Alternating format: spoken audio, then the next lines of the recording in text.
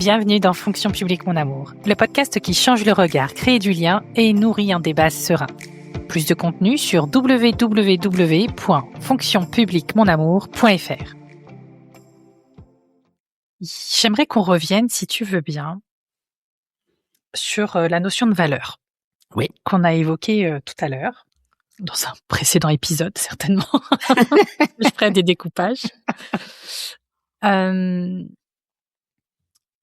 Moi, c'est une valeur qui est, j'ai vraiment envie d'appuyer dessus parce que une des thèses que je défends en ce moment, et notamment avec le podcast, avec Fonction publique mon amour, c'était j'en ai marre qu'on pense que parce que un service est gratuit, je pense évidemment au service public en général, ça veut dire qu'il n'a pas, en tout cas dans l'esprit collectif, de prix, justement, et donc il n'a pas de valeur.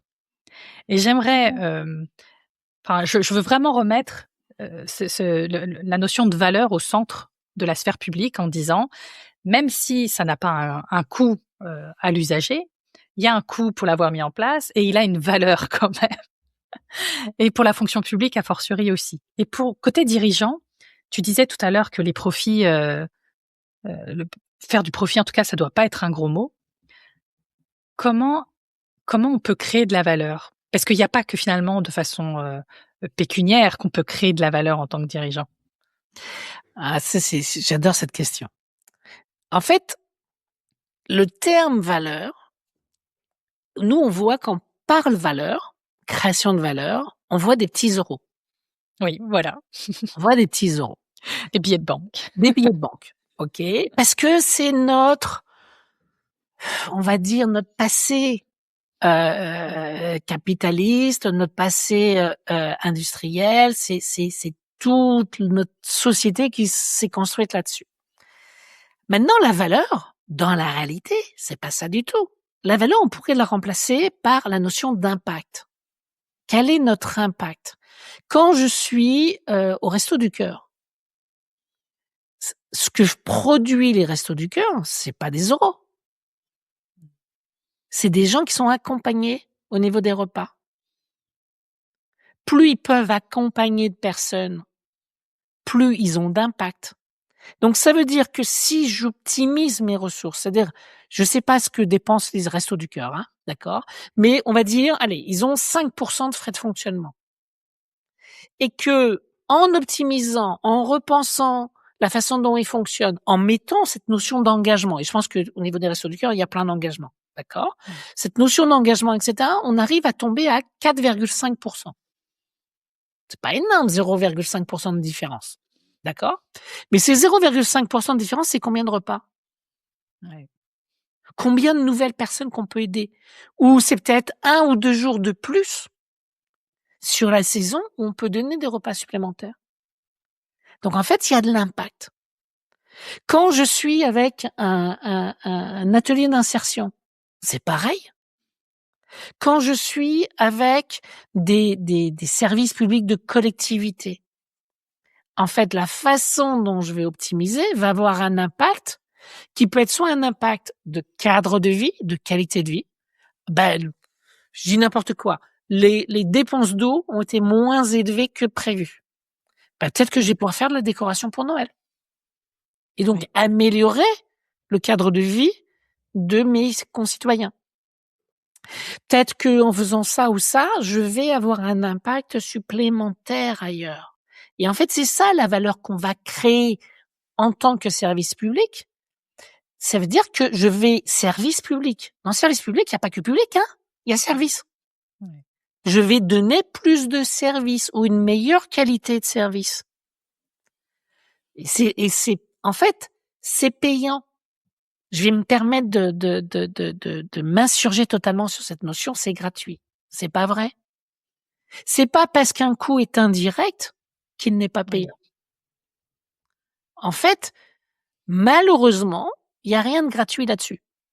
Ce qui veut dire que quand je paye des impôts directs ou indirects, hein, c'est-à-dire quand je paye mes taxes, mes impôts sur le revenu, c'est un coût. Quand je paye mes taxes d'habitation, mes impôts locaux, etc., c'est Pareil, quand j'ai ma taxe d'ordures ménagères, dans certaines villes, c'est comme ça, c'est pareil, ça a un coût. Quand je paye de la TVA, ça a un coût. Quand je paye sur ma feuille de paye, vous savez, toutes les lignes là, Oui. qu'on comprend pas, où il y en a, mais une quantité phénoménale, OK, et ça a un coût. Je remets pas en cause ce coût, on a un super service. Donc la question c'est pas ouais mais c'est faut arrêter de critiquer qu'on paye pour avoir ces services. Je critique pas le fait qu'on paye pour ce service. Mon point c'est qu'est-ce qu'on peut en obtenir? Tout simplement. Et c'est ça la valeur. Et c'est pas contre les gens qui la fournissent, au contraire. C'est tout le contraire, c'est de dire on a des gens qui sont top, qui font que ce pays tourne. On a des gens qui sont top, qui font que les entreprises tournent. Et vouloir le meilleur de ces personnes, c'est leur accorder la vraie valeur qu'ils ont. C'est toutes ces personnes, elles ont de la valeur. Je reviens à mon point sur la notion de médiocrité. C'est si on considère que c'est pas à niveau, moi je trouve que le dire poliment, c'est pas choquant. C'est pas contre la personne, c'est de dire mais je sais que tu peux faire mieux. Et j'ai envie que tu fasses mieux. Et j'ai envie que tu sois reconnu pour ça. J'ai envie qu'on ait tous le sourire. Et si de temps en temps on se plante, c'est pas grave, on apprend et puis on va plus loin.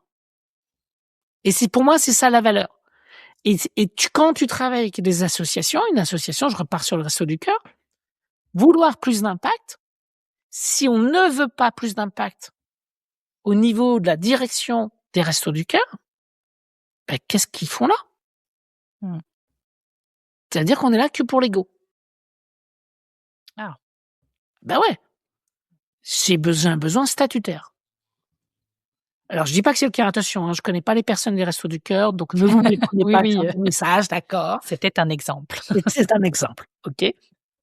Mais je pense au contraire qu'ils ont une vraie conviction. Une vraie conviction. Je pense que toutes les personnes au quotidien, c'est pas que tout en haut, au quotidien, dans la rue, qui s'occupent de délivrer les repas, toute la logistique, toutes les entreprises qui participent, etc., ils ont tous une conviction qui est très très forte et qui les font se bouger. Et ça revient à cette notion d'engagement dont on parlait. Ouais, cette notion d'engagement, elle est très forte. Quand tu parles de posture du dirigeant, est-ce que c'est ça? Est-ce que tu parles d'engagement ou est-ce que c'est autre chose? La posture, c'est un tout. La posture, c'est bien sûr qu'il y a l'engagement. C'est-à-dire, si tu as un dirigeant qui est pas engagé, pourquoi tu t'engagerais? Et ça veut pas dire qu'il doit être tout devant. Tu vois, c'est pas ça mon point. Mais tu sens dans les paroles de quelqu'un si elle te sort un discours ou si elle te sort une conviction. Ou si elle l'incarne, ouais. Parce qu'il y a l'incarnation. C'est ça la posture. C'est comment je fais en sorte, quelque part, qu'il y ait congruence entre ce que je dis et ce que je fais. Ce qui ne signifie pas du tout qu'on n'a pas le droit de se planter. Tu sais quoi, en tant que dirigeant, dire, écoutez, ouais, on pensait faire ça, ça n'a pas marché, on en apprend quelque chose. On évolue, on change, on va essayer autre chose. Moi, je pense que c'est un formidable message aux organisations. Donc ça c'est mon message à tous les dirigeants, tous les responsables, d'accord, de service ou autre. Acceptez de reconnaître qu'il y a un truc où vous êtes planté et ce que vous en avez appris. Parce que vous envoyez un message d'apprentissage. C'est quoi pour toi les qualités d'un bon dirigeant ou d'un bon manager, si c'est les mêmes? C'est compliqué comme question, ça. Moi, j'en citerai bien 3. D'accord? La première qualité, ce serait l'exigence. L'exigence au sens positif du terme, c'est-à-dire on veut le plus haut niveau d'excellence. Et ça fait écho à tout ce que j'ai expliqué sur notre reconnaissance vis-à-vis des équipes, de leurs compétences, de leur savoir-faire, de leur capacité, de leur potentiel. Okay, comment je fais grandir tout le monde? Je ne peux pas faire grandir tout le monde si j'ai pas cette exigence. Donc, je pense que l'exigence est absolument clé. La deuxième qualité pour moi, c'est la sincérité. Comment peut-on être exigeant? Et quand je dis exigeant, c'est pas que vis-à-vis des autres, hein, c'est vis-à-vis de soi-même aussi, hein. D'accord? Donc, comment on peut être exigeant si on n'est pas sincère? Sinon, on repart dans ce défaut qui est, je vais tolérer certaines choses. Ouais. Maintenant, de temps en temps, justement parce qu'on veut pas que ça devienne, infernal, hein, OK, je mettrai une troisième qualité pour moi qui est absolument clé, qui est la bienveillance. Et la bienveillance, je me répète, ce n'est pas de la gentillesse. Ce n'est pas de la complaisance. En fait, la bienveillance, c'est super dur. On peut être bienveillant et dur. Parce que Oui. on veut le meilleur des autres. Or, vouloir le meilleur des autres, ça passe par la sincérité. C'est-à-dire que je te dis les choses. Ouais. Et ça passe par l'exigence. Je te dis les choses parce que je veux avoir le plus haut niveau d'excellence, parce que je veux le meilleur pour l'organisation et pour toi et de toi.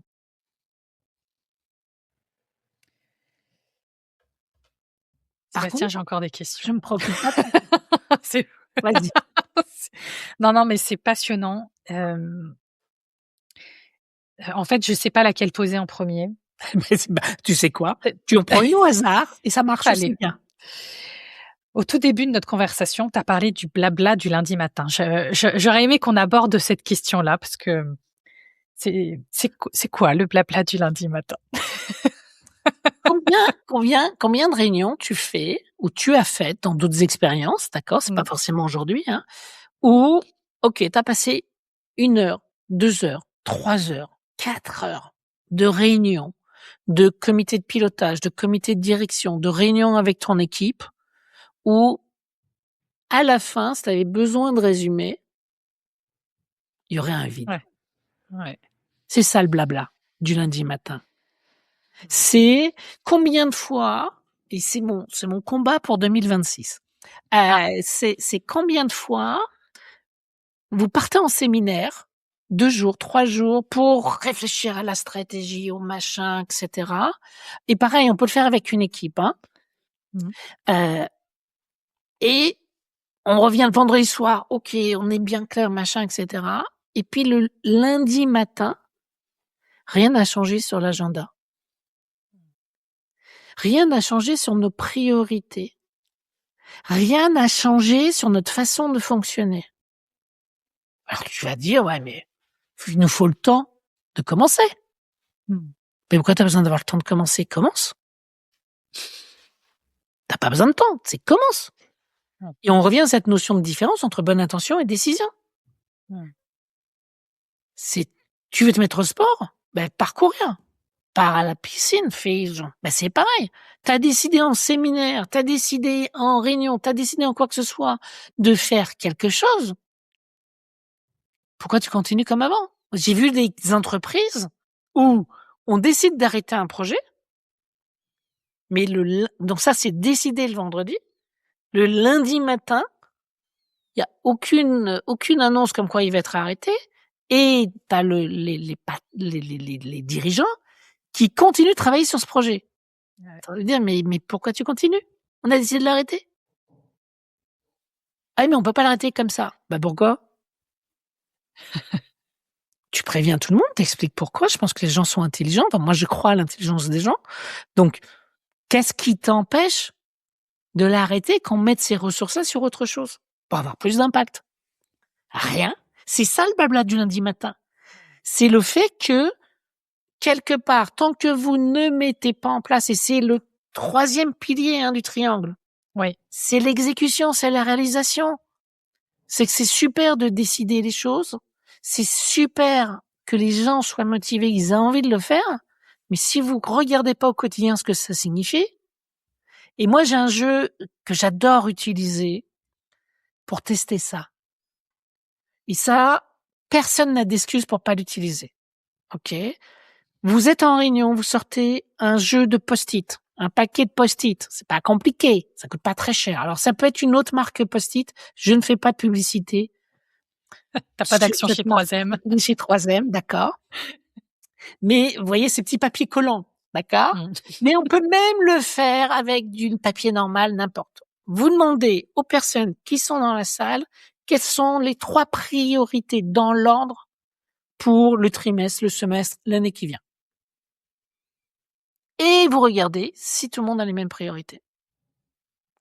La plupart du temps, vous n'aurez pas les mêmes priorités ou le même ordre.